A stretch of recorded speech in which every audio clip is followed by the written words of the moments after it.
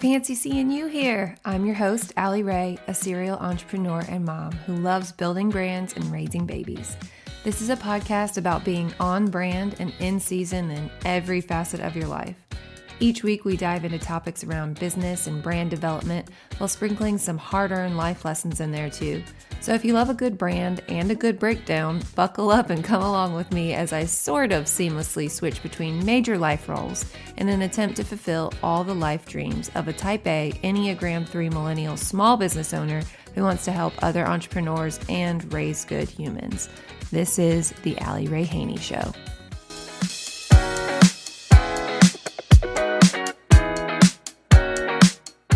Welcome to the first episode of Season 2 of the Allie Ray Haney Show. I'm coming at you from a new state since we have moved to Virginia in between seasons, actually. I'm also going to keep it real with you guys. I am recording this podcast in the floor of our closet because we still haven't unpacked the clothes yet, so they're all kind of just laying around and create a nice sound dampener. So that's reality. Clearly, we are still settling in. We actually moved back to our hometown right outside of Charlottesville, Virginia, which is right in the middle of the state.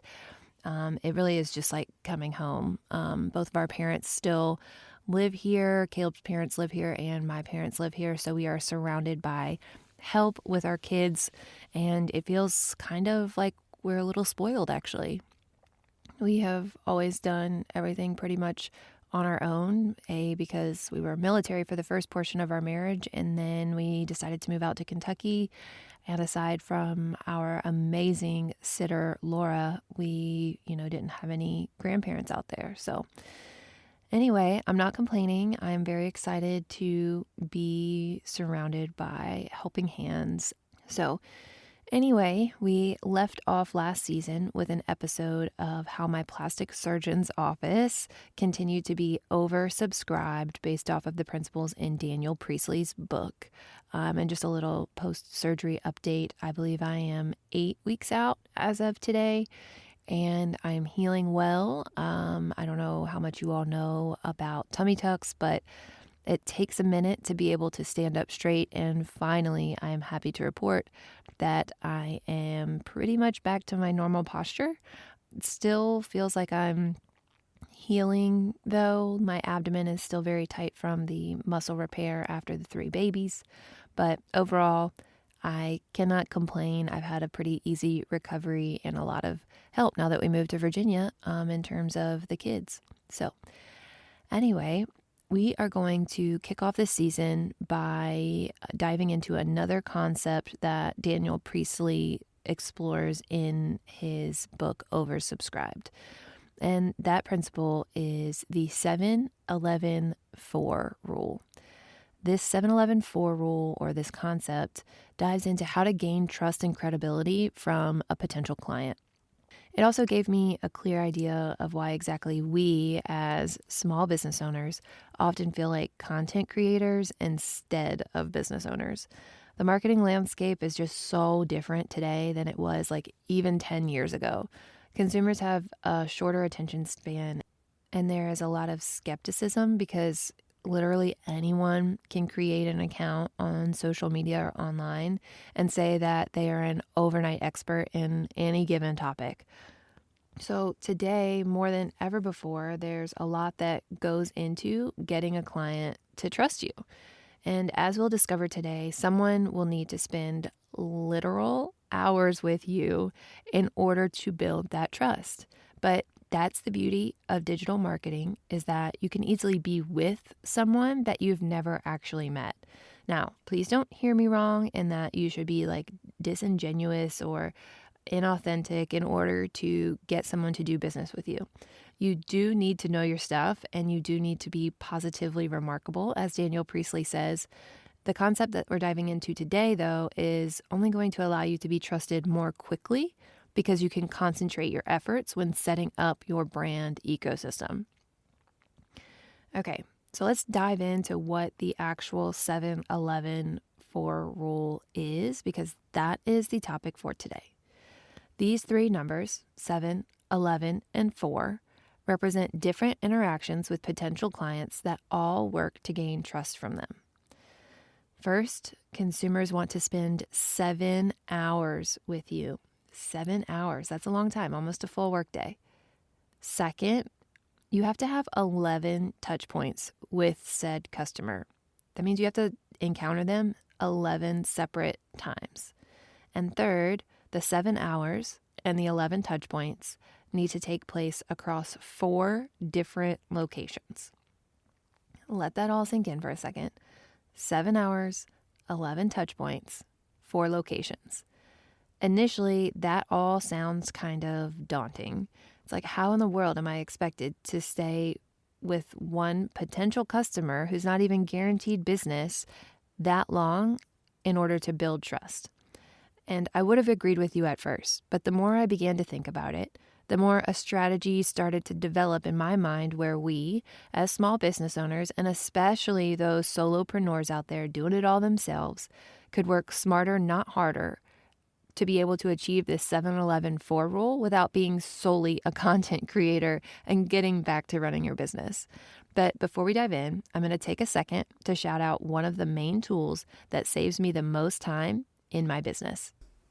I absolutely love systems in both my business and my personal life. Since the beginning of my business 6 years ago, I've been using this client relationship manager, or CRM for short, called 17 Hats. 17 Hats has been crucial for my business's organization because I can do everything in one place. That means all my proposals, contracts, invoices, and questionnaires are there. I can onboard a client without ever touching a button because my workflows are automated. I can schedule client calls and sessions through the online scheduler, and it even connects to my bank to import my transactions so that I can categorize my expenses and quickly run a P&L to see my numbers anytime I want. So if you're in the market for a CRM, check out 17 Hats. Go to www.allierayhaney.com/17hats for 50% off your first year. Again, that's allierayhaney.com/17hats. Okay, let's get to it. Your brand ecosystem, as it currently stands, will either support or not support this 7-11-4 structure. When I say brand ecosystem, I mean all of those client touch points where people can encounter your brand. Take a step back and look at your business as a whole, like from the bird's eye point of view. Whenever I think about this in my own business, it makes me think of that meme with the guy from like Horrible Bosses or Always Sunny in Philadelphia. I can't remember his name, but it's the one with the wall full of documents and the strings connecting everything, and he's like frantically making the connections. That is what your business ecosystem should look like. We always want there to be a next step for a potential client to take, and bonus points if that next step is an easy one to take. But this brand ecosystem doesn't happen by accident. All those connections are on purpose. You have to carefully set it up so that anywhere a potential client enters, they have a very clear path to take.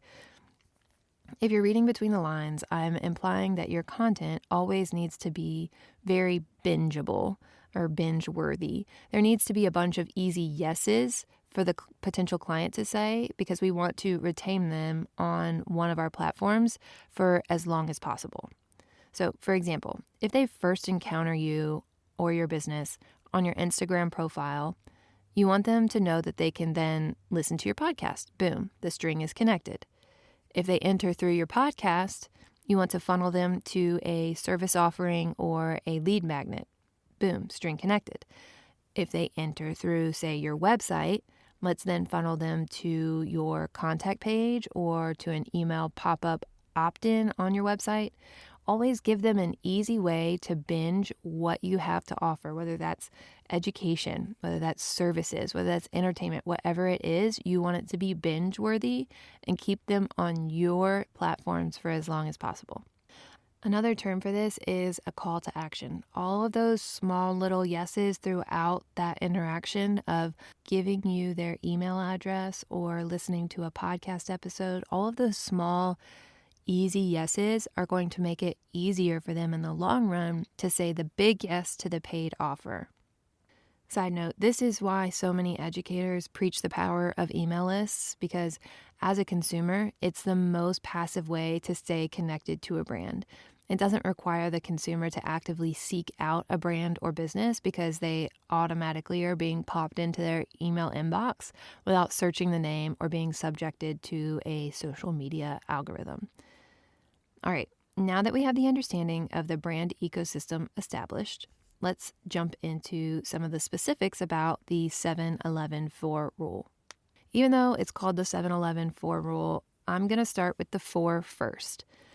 This rule, as a reminder, states that a potential client has to encounter your brand in 4 different locations before trusting you with their money, before saying yes to a paid service, and even sometimes before saying yes to a free service with you. Let's think through where these 4 different locations could or should be. I'm going to list some locations where consumers could encounter your brand: Instagram, Facebook, podcast, book, TikTok, email list, website, in person at a craft show or market, blog, networking event, magazine, Pinterest, YouTube, third-party sites like Wedding Wire or The Knot, a brick-and-mortar store, or a referral from someone else. As I was reading that list, did any of those stand out as easy or fun for you? Any of those? Maybe it was mostly social media. Maybe it was more in-person events. Maybe you prefer those in-person networking events to spread the word about your business. Maybe you prefer to be alone in a closet recording for your podcast or YouTube. Maybe you love social media or video content. Everyone has preferences, but I encourage you to find locations that seem easy or enjoyable to you first before you branch out past those initial 4, because that's where you're going to be able to stay the most consistent, and we all know consistency is key. However, I do want you to also think about the 7 and 11 numbers when you're determining which 4 locations you're going to start with. The rule also states that you should have a minimum of 7 hours of content for a potential client to binge on. 7 hours. That's a lot of hours. Like I mentioned earlier, almost a full workday. So in-person networking events, for example, can't be binged at any one time as compared to a podcast or a blog. It's also more difficult to accrue those 11 touch points needed to establish trust with in-person events. Think of how much time it would take to see someone in person 11 times. This is where the power of digital marketing comes into play. It gives you the ability to be present even while you're working or sleeping or playing with your kids. This was a crucial part of my decision when I decided to start a podcast. Podcasts are easily bingeable. If you have 14 30-minute episodes, suddenly you have 7 hours of content that people can sit with and listen to without you even being there. A podcast also allows people to hear your voice, which humanizes you. In the digital age, that's what people want. They want to feel some sort of human connection. And finally, a podcast allows you to show your expertise in a long-form way that not many other platforms allow.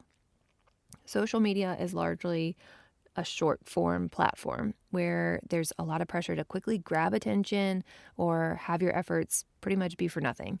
And that's not my strong suit. I would rather go deep with the detail of the content than have a ton of little snippets quickly delivered on social media. And ultimately, that's what led me to start this podcast. Additionally, I pair each episode of my podcast with a blog post that corresponds with the episode. This is how I accommodate both audio and visual learners, so either learning style can binge for 7 hours.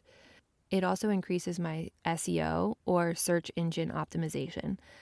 I can include keywords that my ideal client is searching for within my episodes, within my show notes, and the corresponding blog posts that live on my website. And SEO is an incredibly powerful tool. I'm not an expert on SEO, and maybe that's an episode for another day when I interview an SEO expert. We have chatted about choosing the 4 locations where your potential clients can find you and how to most easily create 7 hours of binge-worthy content. Now, let's focus on the 11 touch points. Initially, it seems overwhelming talking to a customer 11 times before being able to establish trust or sell a product or service. It kind of feels like me telling my kids 11 times to put the toys away at the end of the night. And sometimes you get the response you want and sometimes you don't.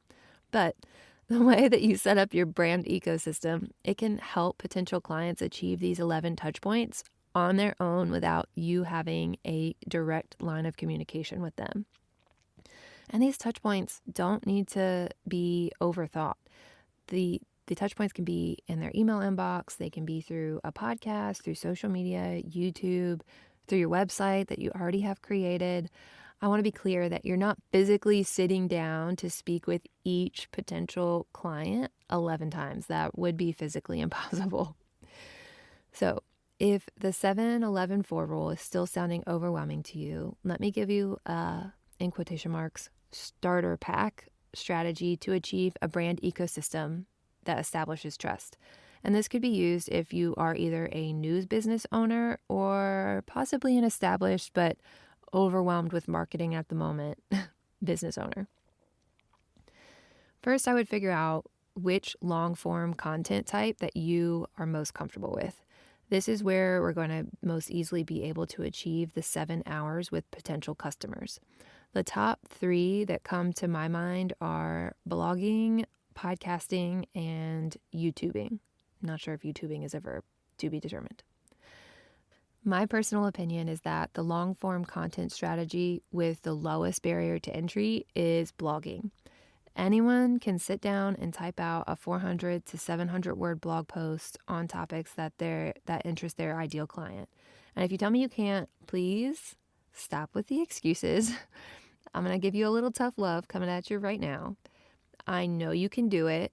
You have so many resources at your fingertips, including ChatGPT. So utilize that AI because that will give you a great starting place, not only to do research on your ideal client and their needs, but also brainstorming topics and developing outlines for those blog posts. Now, back to the starter pack strategy. Once I have my long form content sorted and I've chosen which platform I want to use, I would include a call to action at the bottom of each and every blog post, each and every podcast or YouTube episode. And that call to action is going to encourage them to either sign up for a newsletter or download a lead magnet. The lowest barrier to entry to this is to have them sign up for a newsletter because then you wouldn't have to develop a lead magnet to grow your email list. If you're really confident with your content, you can say something along the lines of, if you found this blog post helpful, sign up for our email list so you never miss another blog post again. Email service providers are typically a paid software, so keep that in mind when beginning your email list. Personally, I use Flodesk as my email service provider, and I'm going to take a quick break to tell you a bit more about this service. Don't know where to start with email marketing? Not tech savvy, but still want pretty emails for your subscribers? Then Flodesk is your answer. One of my favorite parts about Flodesk is that it's really beautiful for both the business owner and the client. The client sees well-designed, eye-catching emails that actually makes them look forward to you popping into their inbox. But also on the back end, it's really easy to create funnels and segment customers. This was what I was most intimidated about when first starting an email list, and Flodesk took care of all of that. If you'd like 50% off your first year subscription to Flodesk, simply go to allierayhaney.com/Flodesk to sign up and get your email list started today.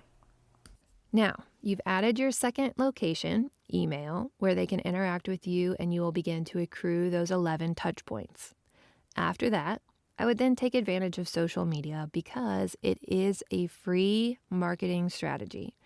Instagram is where I hang out the most, but I encourage you to meet your ideal client where they are online currently and make that social media your focus. If you choose to use Instagram, I do have a favorite setup for accounts, and it involves pinning content at the top of your profile that guides new users throughout the process of your brand. The first spot on your 9-spot grid belongs to a Start Here graphic where you can guide their experience. Maybe it's an introduction to your brand values or an introduction to your services. It could also be an introduction to you, the business owner. Whatever most accurately represents your brand garners that first spot on your feed with that Start Here graphic. The second pin post is where I would encourage you to introduce yourself to your audience if you haven't already done so. Make it a picture or a reel of you, your family, whatever most accurately represents the essence of you. Then introduce yourself in the caption. And when you write this caption, I want you to keep your ideal client in mind. Think of the parts of yourself that would appeal to your ideal client. And if you've already introduced yourself in that first post, then consider making this one a feature you've had on another platform. Maybe you were interviewed on another podcast or featured in another blog or magazine article. That would give them their fourth and final location to establish trust. Now, that last pinned post could be an opt-in to your freebie or your lead magnet, allowing them to opt into your email list and thus giving them, again, a next step to take, an easy yes. You won't be able to link directly to the email opt-in in your caption, but you can tell them about the freebie in your caption and then leave a link in your bio to sign up. These 3 posts are now 3 additional touch points that help you get to your 11 total touch points. They also guide them through the experience you want them to have when they first encounter your brand and give them multiple options to say yes to the next step in interacting with your brand. If I were starting from scratch, that would be the beginning of my brand ecosystem to most efficiently achieve the 7-11-4 rule so that I could establish trust with potential clients. While there's nothing passive about being a business owner, there are systems and items that we can set up once and allow them to continue to do the work for us. This is my acknowledgement that the setup phase is incredibly tiring and challenging, but when done well, it can serve you for months or even years to come. All right, that's all I got for you all today. So signing off until next week, but until then, keep dreaming, keep creating, and remember, your brand is your story. Let's tell it together. As my son would say, did it! You just completed another episode of the Allie Ray Haney Show. If you found this helpful, please rate, review, and subscribe to help others find this show and so you never miss an episode. Take a look at the show notes for all the resources mentioned in today's episode. Let's continue the conversation over in my private Facebook group, the Allie Ray Haney Show Insiders. See you next Wednesday, and as always, I'm here cheering you on as you build your dream brand and business.